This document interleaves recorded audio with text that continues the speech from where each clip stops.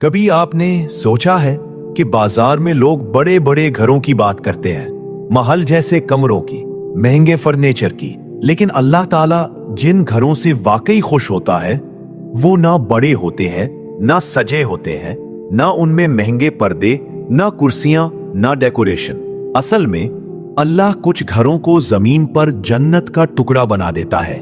वो घर जिनमें दाखिल होकर दिल को सुकून आ जाए, जहां बैठकर रूह पर बोझ कम हो जाए, जहां किसी का दिल ना टूटे, जहां किसी की बेइज्जती ना हो, जहां फाइट कम और रहमत ज्यादा हो।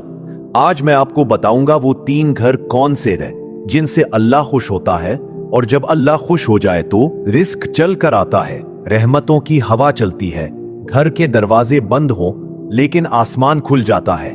आइए शुरू करते हैं। पहला, याद रखें, वो घर बर्बाद नहीं होता जिस पर गुर्बत आ जाए। वो घर तब बर्बाद होता है जहां कुरान की आवाज बंद हो जाए। अल्लाह ताला को उन घरों से खास मोहब्बत है जहां रोज कुरान की तिलावत होती है, चाहे 2 आयतें ही क्यों ना हो, चाहे टूटी फूटी जबान में हो, चाहे बच्चे रुक रुक कर ही पढ़ें। ऐसे घर रोशनी से भरे जाते हैं। उलमा कहते हैं जिस घर में कुरान पढ़ा जाता है वहां फरिश्ते आते हैं और शैतान भाग जाता है।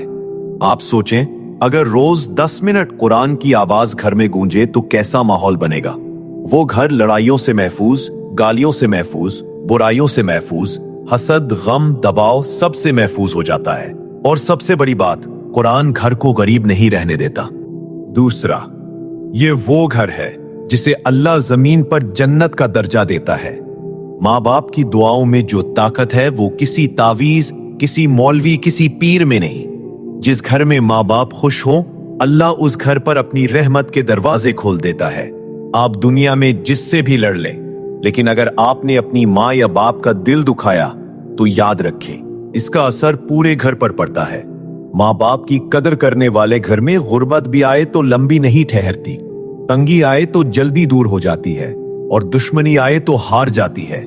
ये बेअसूल दुनिया है, लेकिन अल्लाह का एक असूल हमेशा चलता है, माँ बाप की इज्जत, घर की इज्जत, माँ बाप की खुशी, रिस्क में बरकत। तीसरा, अल्लाह ताला को वो घर पसंद नहीं जहां झूठ, धोखा, फरेब, फराद मामूल की बात हो।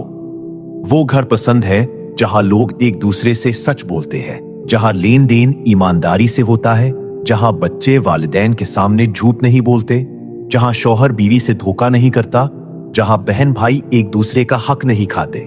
ऐसे घर में रिस्क खुद चलकर आता है, और रिस्क सिर्फ पैसा नहीं, अमन, सुकून, नेमतें, सेहत, आसानियां, सब रिस्क है। अगर घर में सच्चाई हो तो रिस्क थोड़ा होकर भी काफी हो जाता है। अगर धोखा हो तो रिस्क ज्यादा होकर भी बेबरकत होता है। अल्लाह ताला फरमाता है, मैं पाक हूं, नापाक चीजों को पसंद नहीं करता।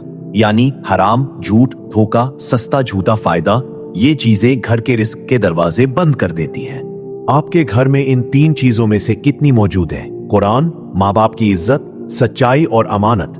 अगर तीनों है मुबारक हो, अगर 2 है बहुत अच्छा, अगर 1 है शुरू करें, अल्लाह आसान कर देगा। अगर कोई नहीं तो आज ही बदल जाए, क्योंकि घर को घर बनाने के लिए दीवारें नहीं, आमाल चाहिए। याद रखें, घर वहां नहीं होता जहां हम रहते हैं, घर वहां होता है जहां अल्लाह रहता है। घर सिर्फ ईंटों का नाम नहीं, ये रहमतों का घर है, ये मोहब्बतों की दीवार है, ये दुआओं की छत है। अपने घर को अल्लाह का पसंदीदा घर बना लो।